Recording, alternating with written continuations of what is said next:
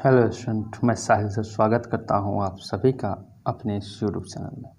आज की इस वीडियो में हम चर्चा करने वाले हैं एसिड बेस एंड सॉल्ट्स का पार्ट 2, जिसमें हम फुली कॉन्सेप्ट यानी बेस पर चर्चा करेंगे। तो आइए शुरुआत करते हैं। बेस क्या है? इससे पिछले वीडियो में हम आप लोगों को एसिड से रूबरू करवा चुके हैं। आज बेस के बारे में जानेंगे, सेम कंडीशन में जानेंगे जिस तरह उसमें चर्चा किए थे। उसी सीरीज में इसमें भी हम बेस के बारे में चर्चा करने वाले हैं। तो आइए देखते हैं बेस क्या है। Base are the substance which have bitter taste. इसे हम हिंदी में क्षारक कहते हैं।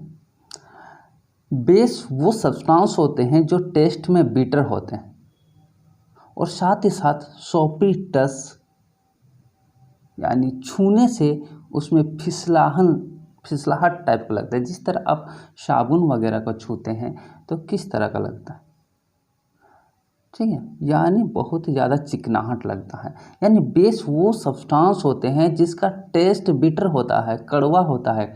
अब कड़वा टेस्ट के लिए साबुन का टेस्ट कर सकते हैं आप, है ना। जैसे आप नहाते वगैरह होंगे तो आपके मुंह में 2-4 बार साबुन के कुछ झाग वगैरह चल ही जाते होंगे, तो उसका टेस्ट पर आप केयर कीजिएगा, तो उसे हम बेस कहेंगे। यानी ये वैसे सब्सटेंस हैं जो स्वाद में कड़वा होता है। यानी क्षारक वैसा पदार्थ है जो स्वाद में कड़वा होता है तथा छूने से ये शॉपी टाइप्स के लगते हैं।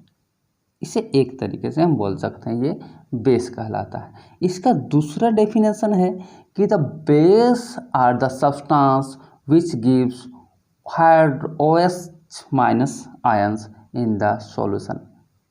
यानी हाइड्रोक्साइड आयन ये सॉल्यूशन में देते हैं। तो बेस वैसे सब्सटेंस है जिसको अगर हम सॉल्यूशन में यानी कि उसका सॉल्यूशन बनाएंगे, यानी कि जैसे कि डिटर्जेंट वगैरह हो गया, साबुन वगैरह हो गया, उसको जब हम वाटर में डिसॉल्व करते हैं तो वो OH माइनस में टूट जाता है, OH माइनस में टूट जाएगा। ये चीज़ होता है। बेस वो सब्सटेंस है जो वाटर में घुलकर OH माइनस आयन देता है। एग्जाम्पल के लिए NaOH है, इसको अगर वाटर में डिसॉल्व किया जाता है तो Na plus and OH minus में ये टूट जाता है, ठीक है। ये चीज़ होता है बेस। बेस क्या होते हैं? OH माइनस आयन में टूटते हैं, जबकि एसिड H प्लस आयन में टूटते थे। आगे अगर बात करेंगे इसका इंडिकेटर पर क्या प्रभाव पड़ता है, what are the effects of bases in indicators. तो इंडिकेटर में तो एक नेचुरल इंडिकेटर का बात करेंगे, लिटमस, जो बहुत ही फेमस है। जब भी एसिड बेस हम पढ़ते हैं तो वहाँ पर लिटमस का चर्चा जरूर ही करते हैं। तो लिटमस एक इंडिकेटर है। लिटमस क्या करता है कि ये रेड लिटमस पेपर को ब्लू में कन्वर्ट कर देता है। जी हाँ, लिटमस पेपर में अगर हम बेस का बात करें तो ये रेड लिटमस पेपर को ब्लू में कन्वर्ट कर देता है।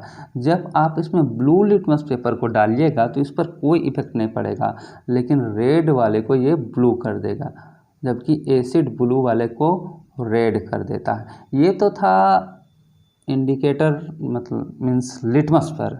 अगर हम बात करें मिथाइल ऑरेंज की, तो मिथाइल ऑरेंज को ये येलो कर देता है। मिथाइल ऑरेंज को क्या कर देता है? येलो, जो कि एक मैन मेड है। इसके बाद फिनोफ्थेलिन की बात करें तो फिनोफ्थेलिन को भी ये पिंक कर देता है ना। फिनोफ्थेलिन को क्या कर देता है? Phenolphthalein solution in change into pink, ठीक है। और एक जो है हमारे डेली लाइफ में हम अपने घरों वगैरह में यूज करते हैं, जैसे आप कुछ खा रहे हो और आपके कपड़े में अगर कुछ गिर गया हो सब्जी वगैरह, तो वो येलो हो जाता है। लेकिन आप जब उसे धोने जाते हैं, जब उस पर साबुन लगाते हैं, तो वो येलो से ऑरेंज रेड टाइप में कन्वर्ट हो जाता है। यानी कि टर्मरिक का बात करें, हल्दी का बात करें, तो हल्दी भी एक बेस है, वो इंडिकेटर है जो बेस को हमें बताता है। जब भी बेस के कांटेक्ट में आता है टर्मरिक यानी हल्दी, तो वो कलर को येलो से रेड कर देता है। इंडिकेटर यही चीज़ होता है जिससे हम लोग पता लगाते हैं कि कोई भी सब्सटेंस एसिड है, बेसिक है, ठीक है, क्या है, इसका पता लगाया जाता है इंडिकेटर से। यानी कि इसमें क्या देखें, इंडिकेटर पर क्या इफेक्ट पड़ा कि अगर लिटमस का बात करें तो वो रेड से ब्लू में हो गया, मिथाइल ऑरेंज को येलो कर देता है, फिनोल्फ्थेलिन को पिंक कर देता है और टर्मरिक को रेड कर देता। ठीक है, ये कुछ थे इसके इंडिकेटर पर इफेक्ट। सोडियम हाइड्रोक्साइड एक मेरा बेस है, पोटेशियम हाइड्रोक्साइड है, मैग्नीशियम हाइड्रोक्साइड है, अमोनियम हाइड्रोक्साइड है। तो ये समझिए जिसमें OH लगा रहता है वो हाइड्रोक्साइड, यानी जिसमें भी OH लगा है वो मेरा बेस कहलाएगा। ये एक बात था। तो ये तो था इस पर इफेक्ट, यानी कि इंडिकेटर देखें, इंडिकेटर पर क्या इफेक्ट पड़ा बेसिस का, ये चीज़ देखें। आगे इसकी बात करते हैं। आगे इसकी कुछ बातें हैं, जैसा कि हम पीछे बताए थे एसिड में कि इसका क्या इफेक्ट पड़ता है यानी इंडिकेटर पर, तो वो चीज़ आप देख लिए। अब देखेंगे कि पीएच स्केल क्या कहता है इसके बारे में। तो पीएच स्केल में हम बताए थे कि 14 तक इंडिकेट किया हुआ रहता है नंबर, और जिसका पीएच वैल्यू 7 से लेस रहता है वो एसिडिक होता है, लेकिन जिसका 7 से ज़्यादा होता है ना, जिसका 7 होता है वो न्यूट्रल होता है, लेकिन जिसका 7 से ज़्यादा होता है 7 से 14 तक, तो वो सारे बेसिक सब्सटेंस का लेते हैं।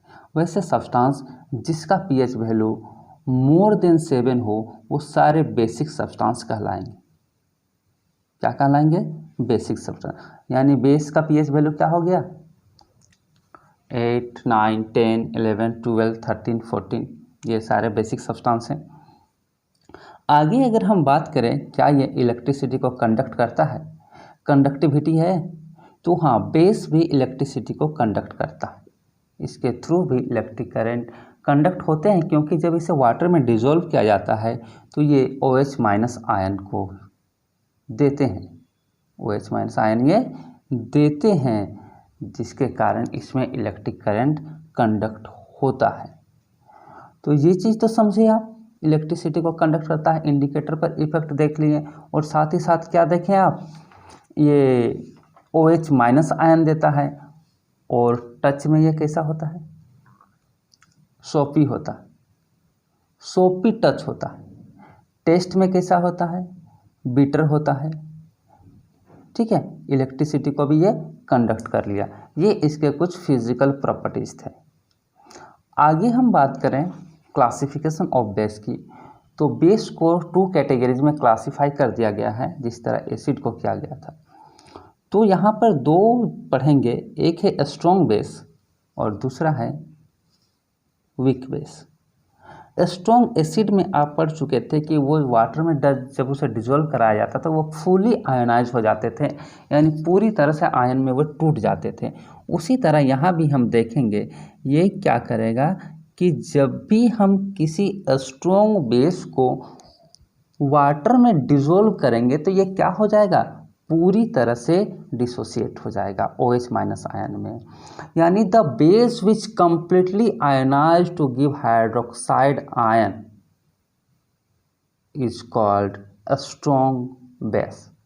यानी वैसे बेस जो जल में घुलकर पूरी तरह से आयनित हो जाते हैं उसे हम स्ट्रॉन्ग बेस कहेंगे। पूरी तरह से आयनित हो जाएंगे, ऐसा नहीं कि 1-2 उसमें चिपके हुए रह गए OH minus ion.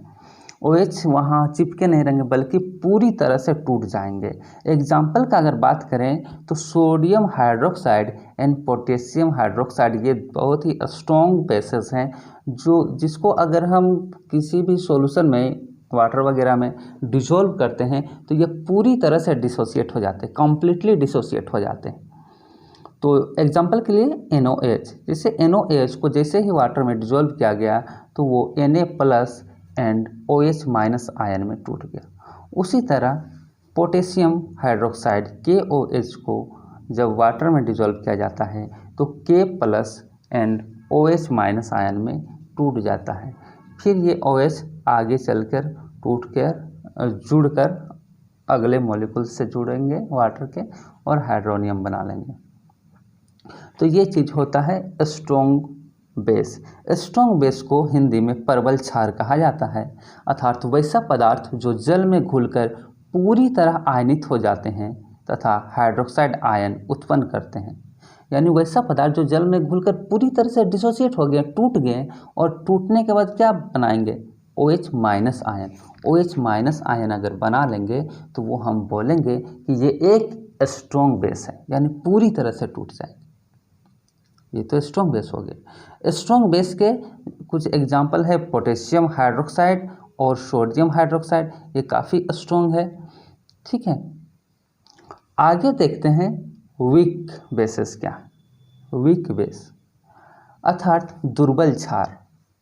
Week base are the substance which ionize to only small extents in water to give hydroxide ions are called weak base. अर्थात वीक बेस वैसे पदार्थ जो जल में घुलकर पूरी तरह से आयनित नहीं होते, यानी पूरी तरह से डिसोसिएट नहीं होते। अगर उसे हम जल में घुलाते हैं तो वो पूरा OH में ना टूटकर बस कुछ ही यानी आंशिक रूप से वे OH माइनस आयन देते हैं। दुर्बल क्षार इसी को कहते हैं, यानी ऐसे पदार्थ जो जल में घुलकर पूरी तरह आयनित नहीं होती हैं, उसे हम दुर्बल क्षार कहेंगे। यानी कि जल में घुलने के बाद वो कम मात्रा में, उसका कैपेसिटी है, मतलब उसके पास है आयन, OH उसके पास है, लेकिन वो ज़्यादा नहीं दे रहा सब। आप इस सॉल्यूशन में देख सकते हैं कि अमोनिया को जब मिलाया जाता है वाटर में तो ये NH4+ बना के रखता है अपने पास और OH माइनस देता है। इसके पास था इतना कि ये और भी आयन OH दे सकता था, लेकिन ये H4 अपने पास बचा के रखा अमोनिया। तो ये एक बहुत ही बड़ा एग्जाम्पल है वीक बेस का। और भी बहुत सारे एग्जाम्पल हैं। एग्जाम्पल के लिए अमोनिया है, मिथाइल एमाइन है, इथाइल एमाइन है, एनिलीन है और पैराडाइन है। ये कुछ वीक बेसिस के एग्जाम्पल हैं। आप इन सबको अपने केमिस्ट्री में या फिर केमिस्ट्री के नोट्स में वीक बेसिस के जगह पर इन सब का नाम लिख सकते हैं। तो ये बहुत ज़्यादा ये नहीं है कि ये इलेक्ट्रिसिटी को कंडक्ट नहीं कर पाएगा। और weak base same to same acid वाला जैसा ही है, बल्कि इसमें क्या है कि OH माइनस आयन देते, उसमें H+ आयन था। कम मात्रा में OH माइनस आयन दे रहे, इसका मतलब ये नहीं कि इसमें इलेक्ट्रिसिटी कंडक्ट नहीं कर पाएंगे, ये भी इलेक्ट्रिसिटी को कंडक्ट करेंगे, है ना। तो ये भी इलेक्ट्रिसिटी को कंडक्ट करते हैं। और आगे देखते हैं अल्कलीज क्या होते हैं। अल्कली बहुत सुने होंगे नाम, नहीं तो आगे 11th में बहुत सुनने को मिलेगा। तो अल्कली क्या है? अल्कली सेम टू सेम यही चीज़ है। क्या होता है देखिए समझिए, a base is a substance which react with an acid to form salt. एक बेस वो सब्सटेंस है जब उसे एसिड के साथ रिएक्ट करा दिया जाए तो वो सॉल्ट बना लेता है। हाँ, एसिड प्लस बेस का रिएक्ट होगा तो सॉल्ट बनाएगा। The base which is soluble in water and gives hydroxide ion in solution are called alkalis। यानी वैसे बेस जो सोल्यूशन में सोलुबल हो, यानी वाटर में जो सोलुबल हो, जो वाटर में घुल जाता हो और घुलने के बाद वो अगर हाइड्रोक्साइड आयन दे रहा है तब हम उसे अल्कलीज कहेंगे। जी हाँ, अगर कोई बेस है वो अगर घुल जाता है वाटर में और घुलने से वो हाइड्रोक्साइड आयन देता है तो वो कहलाता है अल्कलीज। सारे बेसेस नहीं सोलुबल होते हैं, कुछ ही बेस सोलुबल होते हैं। तो जो सोलुबल होते हैं और सोलुबल होने के बाद अगर नेगेटिव वो देते हैं, जितने भी अल्कलीज होंगे वो नेगेटिवली चार्ज आयन देंगे। कैसा चार्ज? नेगेटिवली चार्ज आयन देंगे, उसी को हम अल्कलीज कहेंगे। जैसे sodium hydroxide, potassium hydroxide, calcium hydroxide, ये सब कुछ एग्जाम्पल है अल्कलीज के, है ना, जो हमें नेगेटिव चार्ज आयन देते हैं और साथ ही साथ ये वाटर में पूरी तरह से डिसॉल्व है। तो इन्हीं को हम अल्कलीज कहते हैं। समझ में आया? और इसके बाद अगर हम देखें इसका यूज़ का, तो इसके यूजेस क्या होते हैं? तो इसके बहुत सारे जगह पर यूज है बेसेस का भी, जैसे कि आप अपने डेली लाइफ में देखते हैं, घर में ही आपके बेस मिल जाएंगे। तो चलिए देखते हैं। सबसे पहला देखते हैं सोडियम हाइड्रोक्साइड, क्योंकि बेस का नाम करें तो सोडियम हाइड्रोक्साइड, एसिड का नाम करें तो सल्फ्यूरिक एसिड, ये सब अपने आप में लीडर कहलाते हैं अपने ग्रुप में। तो सोडियम हाइड्रोक्साइड का यूज कहाँ किया जाता है? तो sodium hydroxide is use in the manufacture of soap, paper, synthetic fibre like rayons, petrol refining and laboratory reagent. Sodium hydroxide का यूज साबुन बनाने में, पेपर बनाने में, सिंथेटिक फाइबर जैसे कि जो धागा वगैरह बनता है सिंथेटिक नेचुरल वाला नहीं, तो उसमें भी इसका यूज किया जाता है, और पेट्रोल के रिफाइनिंग में भी इसका यूज किया जाता है। इसी तरह लेबोरेटरी में भी इसका यूज किया जाता है रिएजेंट के फॉर्म में। इसके बाद दूसरी बात करें पोटेशियम हाइड्रोक्साइड का, तो potassium hydroxide is used in alkaline batteries and soft soap.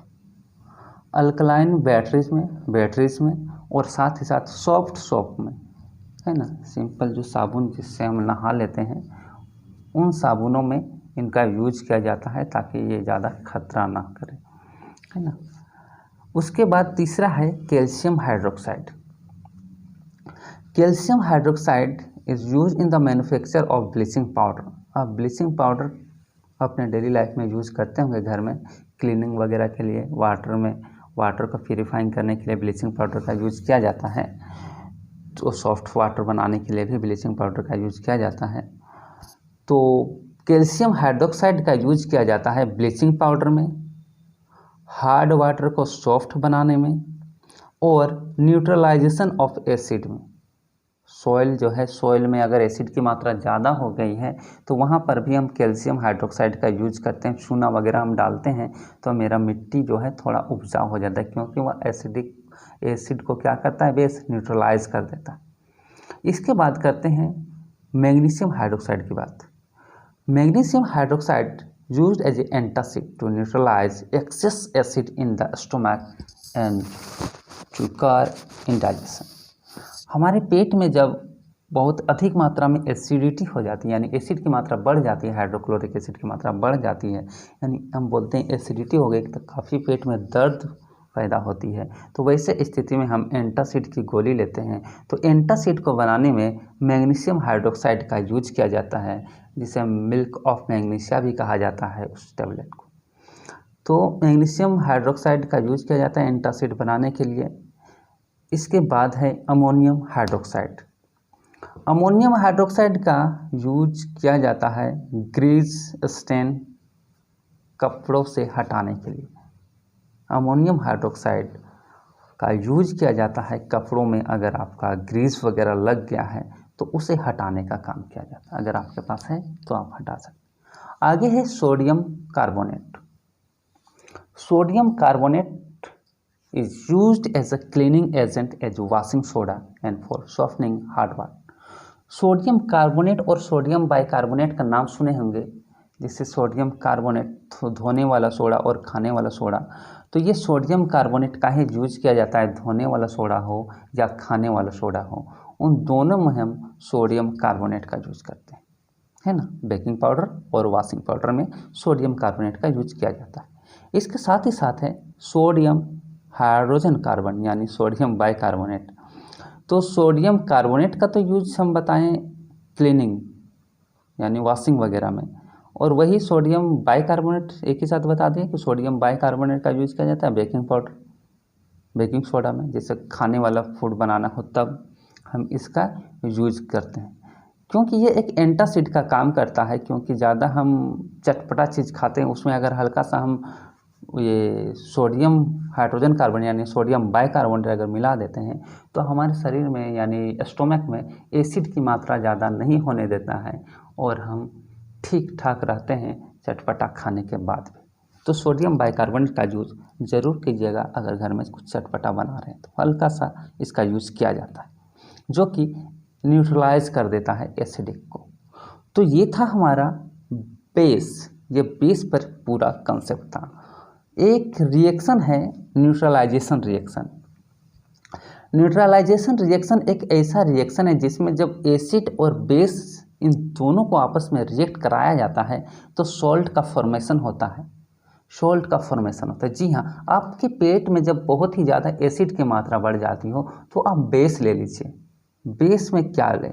Soda तो खा नहीं सकते, साबुन तो खा नहीं सकते, तो आपको कुछ सॉल्यूशन भी दिया जाता है। आप इनो ले लेते हैं, वो भी एसिडिटी को मार देता है। और जैसे आपको अभी हम बताएं, सोडियम बाइकार्बोनेट यानी बेकिंग पाउडर का यूज़ कीजिए खाने वाले मटेरियल में, वो भी एसिड को ख़त्म करता है।